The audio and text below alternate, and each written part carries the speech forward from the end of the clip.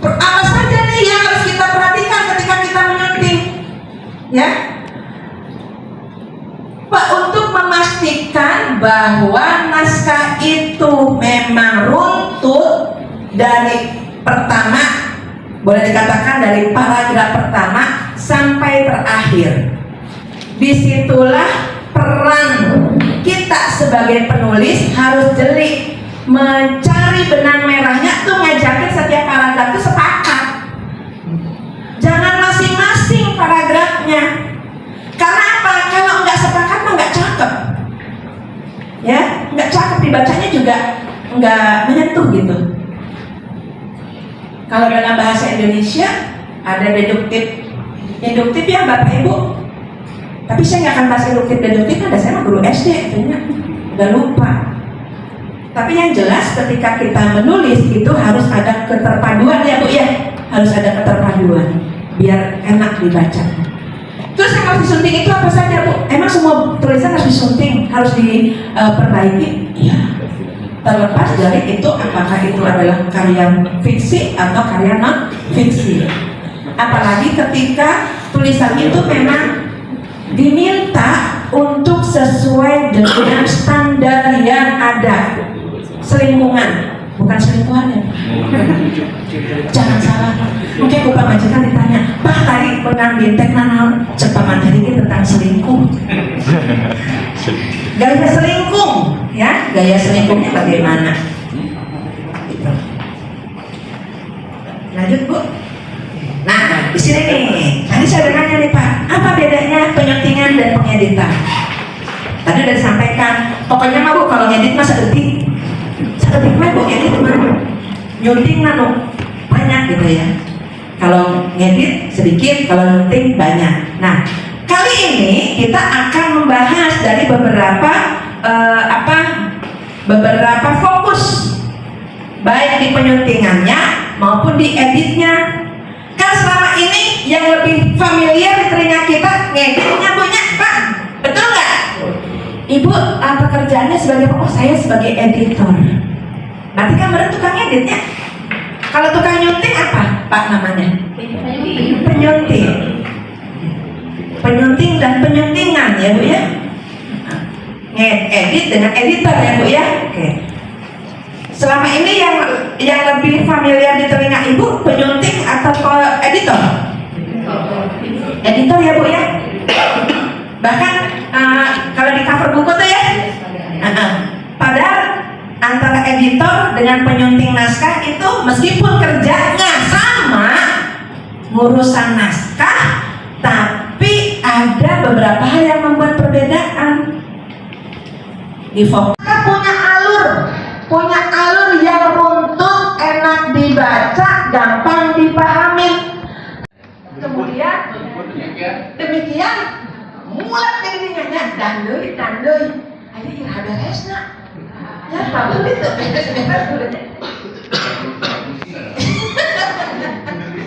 apalagi kalau baca tulisan anak SD Bapak dandui kayaknya kalau di kata hubungnya Bu kalau dihitung mah banyak dan lagi gitu ya.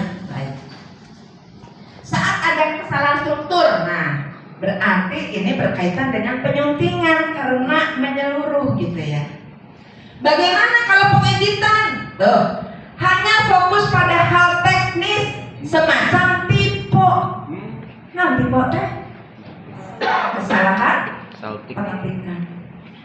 Kuduna koma diberi titik, harusnya koma dikasih titik, harusnya titik dikasih koma dan lain sebagainya. Kadang kan kita kalau ketika asik nulis itu ngetik gitu ya, Pak harus fokus kok. Saya mah fokus cuma tanda baca mah belakangan nggak apa-apa, nggak masalah. Itulah makanya pentingnya diedit gitu kan ya. Kita harus fokus tipenya di mana, peletakan tanda bacanya bagaimana, udah tepat atau belum gitu kan ya. Kemudian pengaruh cepat dibalas. Lanjut. Nah Bapak Ibu nih, kesalahan umum dalam naskah diakui tidak diakui nih bukan kadang sih, seringnya ada tata bahasanya, tanda baca, ejaan dan juga diksi. kesalahan umumnya. Kalau ditata bahasa, struktur kalimatnya rancu, kacau. Bukan berarti harus SPOK, WQS, bukan. Tetapi setidaknya ketika dia dibaca itu rasanya tuh dapat, enak. Gimana ya bahasanya? Ya enak aja gitu dibaca. Kan kadang kita menemukan ya. Contohnya kemarin yang dikirim ke Google Drive gitu, ada juga. Tapi dengan keberanian menulis pun menurut saya sudah keren, sudah bagus. Kan penulis itu Bapak Ibu tidak dilahirkan. Misalnya Bapak Ibunya jadi penulis, Pak. Belum tentu anaknya jadi penulis juga. Penulis itu ada karena dia mau mencoba. Ya, trial and error. Tadinya kalimatnya kacau karena sering berlatih, sering nekat. Pakailah ilmu nekat, Bapak Ibu. Ilmu nekatnya ilmu paling keren menurut saya. Bisa nekat, modalnya nekat. Yakin nekat. Pokoknya itu mah urusan belakangan. Bagus, nggak apa-apa. Asal nekatnya nekat yang positif. Kan katanya kita harus punya faktor intrinsik dalam diri kita kan. Saya nekat ketemu Bapak Ibu hari ini, nekat aja saya. Pokoknya mah karena udah terlanjur tekan kontrak dengan Pak Pusda, mau ngapain saya? Nekat aja, gitu ya. Dan mudah-mudahan saya nggak ngajak Bapak Ibu tersesat, udah gitu aja intinya. Yang selanjutnya adalah tanda baca. Seperti yang tadi saya katakan, jangan sampai kita lalai ngajakin pembaca menikmati tulisan kita. Yang harusnya dia istirahat karena nggak ada tanda baca, lagi bablas macam beres maca.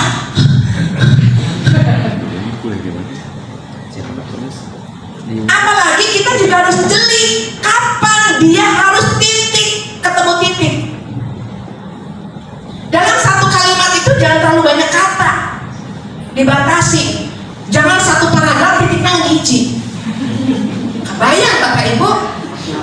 Ya, kasihan yang punya asma. Ngapa Bu? Ya, akhirnya dia tidak bisa menikmati kan? Yang harusnya tulisan itu berkualitas menurut kita, tetapi ternyata pesan yang kita tulis itu nggak sampai. Bagaimana mau sampai? Audiens kita tidak menikmati. Ya, tanda baca. Kapan harus mengakhiri titik? Kapan harus menjeda dengan koma? Kapan harus bertanya dengan kata tanya? Kapan harus menegaskan dengan kata seru? Itu ya. Apotik. Padahal bakunya apa Bu? Apotek. Contoh yang lain Bapak Ibu, yang biasa dipakai orang tapi nggak baku. Praktik. Hanya banyak hiruk pikuk, wah. Kita bisa langsung membayangkan ya Bapak Ibu ya. Nah itu maksudnya. Oleh saya sudah membaca buku itu. Ada perbedaannya Bapak Ibu ya? Tadi kan katanya kalau penyetingan bahasa fokus pada penggunaan bahasanya. Yang pertama itu kalimat pasif, yang kedua kita aktifkan. Kayaknya lebih enak dibaca ya. Saya sudah membaca buku itu. Jadi lebih apa ya? Beda rasa ya Pak ya, betul. Intinya sama aja. Intinya sama, tapi rasanya beda. Kayaknya kalau ngomong rasa kayaknya agak-agak gimana gitu ya Pak ya. Dengan kita ngetik gitunya. Gak usah peduli dengan spasi, gak usah peduli dengan jenis font, gak usah peduli dengan Times New Roman dan sebagainya. Begitu kita suntik, kita harus perhatikan syarat dari tulisan itu agar bisa diterima oleh audiens atau agar sesuai dengan yang diinginkan oleh penyelenggara. Atau itu bagus, rapi, bersih, enak dilihatnya kan ya? Iya, seperti itu. Penyetingan itu perlu ya. Yang pertama, meningkatkan kredibilitas. Sekalipun kita belum sekaliber kalau di satu pena itu ada Rosali Jamani, Bapak Ibu kalau ada di TikTok itu ya biasanya gitu ya menulis gitu ya, belum sekaliber Rosali Jamani atau siapa kalau misalnya berkaitan dengan novel belum sekelas Helvitiana Rosa gitu ya. Tapi kan kita juga pengen ya dengan profesional ya Bapak Ibu ya. Gak usah menimbulkan kebanggaan untuk orang lain bahwa orang mengenal kita sebagai penulis, tapi cukup bahwa diri kita bangga ketika saya berani menulis. Tulisan kita lebih bagus dibandingkan oleh orang yang gak pernah nulis. Betul gak? Betul. Itu melahirkan penulis sendiri dari siswanya. Dan untuk tahun ini saya telah menciptakan 4 buku novel dan 2 antologi. Satu antologinya itu cerpen ketika saya mengikuti lomba cerpen tingkat nasional oleh Duta Baca Indonesia Belagong, dan itu dijadikan sebuah buku. Yang keduanya yaitu karya ilmiah remaja yang sifatnya esai Bu, dan itu diselenggarakan oleh DPR RI. DPR RI. Iya. Dan 4 novel itu saya buat dalam waktu satu setengah tahun, karena untuk novel pertama itu saya membuat cerita yang mengisahkan anak sekolah, tapi dihiasi dengan romans juga, dan ada nilai inspiratifnya juga di sana. Saya membuat buku itu selama 3 bulan. 3 bulan untuk nulis, tapi persiapannya 1 bulan. Dan dari 4 novel itu 3 diantaranya itu adalah hasil lomba saya. 2 diantaranya pernah dilombakan di Bekasi dan mendapatkan juara 3 tingkat nasional, dan itu waktunya 30 hari. Dan satu lagi novel yang dilombakan itu novel mengisahkan saya sendiri ketika saya di pesantren. Kebetulan saya juga mondok di salah satu pesantren di Pasirona, dan itu dilombakan juga di Cirebon. Alhamdulillah mendapatkan juara 1 selama 25 hari.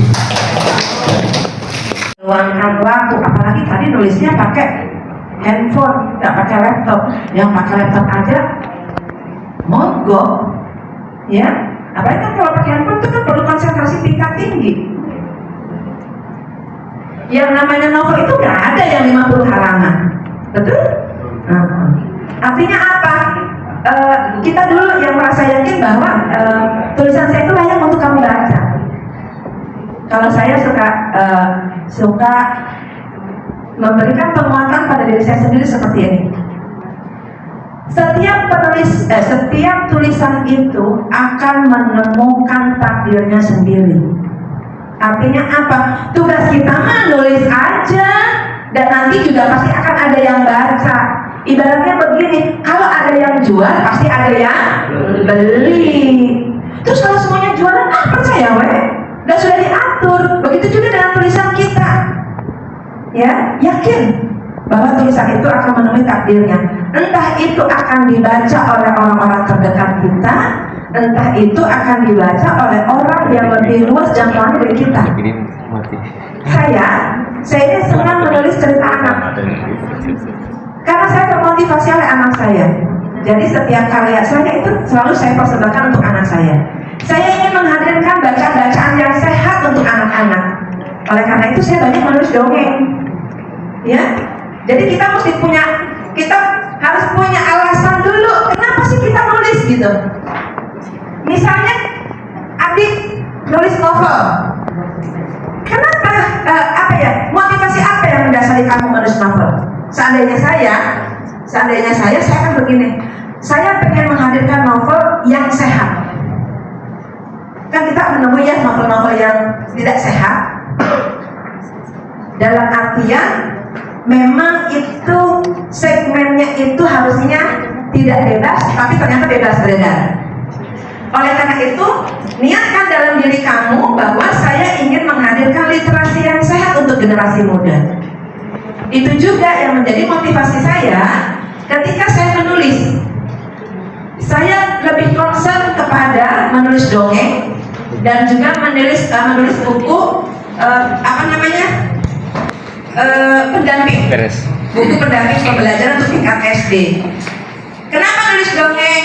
Saya ingin membiasakan membangun bonding. Sekarang saya tanya, Bapak Ibu atau Ibu deh, apa yang Mbak Ibu lakukan ketika si kecil mau tidur?